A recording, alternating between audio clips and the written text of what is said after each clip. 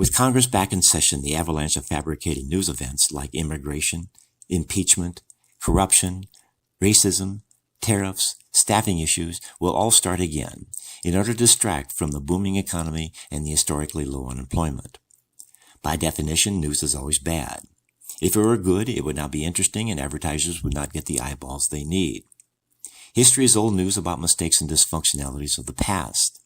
I like history, but to say that we should learn it so that we don't repeat it makes about as much sense as watching the 2015 Super Bowl to know not to throw an interception on the 1-yard line. It is interesting but not helpful.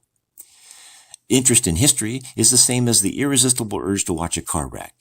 It is interesting, but all we learn from watching a car wreck is don't have one and hope that you're not involved in one in the future.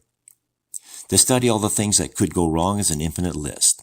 While there's usually only one right answer to any problem usually found in economics, physics, and chemistry books. The media is struggling with all the good news. They take push polls with questions like, do you like the bad economy we're having? Or do you believe that the country is going into recession? Of course, nobody likes a bad economy, but after weeks of the media hyping that the country may be going into recession, they will get the people to agree. The pollsters then declare that everyone thinks that the country is going into a recession and they don't like it. Then they ask if they blame the president. The other ploy is to give credit to the previous administration for any economic or security successes, but the old administration didn't have enough time to see if their plan really worked. My editorial number 74 on fake news addresses this syndrome.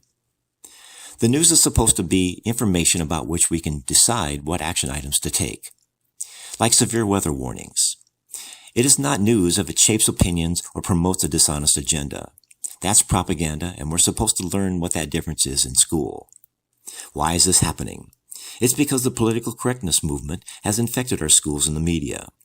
PC demands that tolerance and dysfunctionality, and saying that it's not polite to talk about politics or religion. They don't want anyone talking about it because it spurs debate that is logical and contrary to what the media is trying to make us believe. The media will never report good news. It is important they talk up the economy into the recession and that man is destroying the planet. They insist that the president is racist and continue to claim that the election was rigged. Demand that gender studies be taught in schools, say illegal immigration is not breaking the law, taking away guns will make us all safer, and it's okay to kill babies after they are born. And they insist that Sharia law is freedom of religion. It is also vital that all these issues be tied to the current administration, as good news does not sell advertising, nor does it help any Democrats.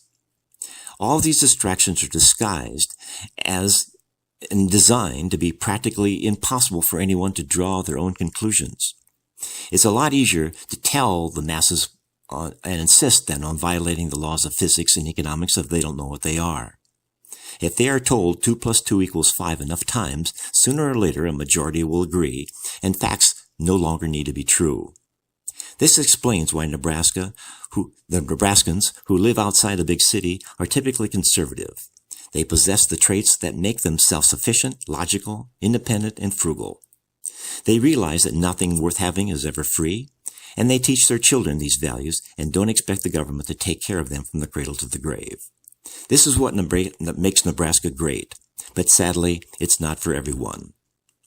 This is Keith Kuby wishing you the best in making the world a better place.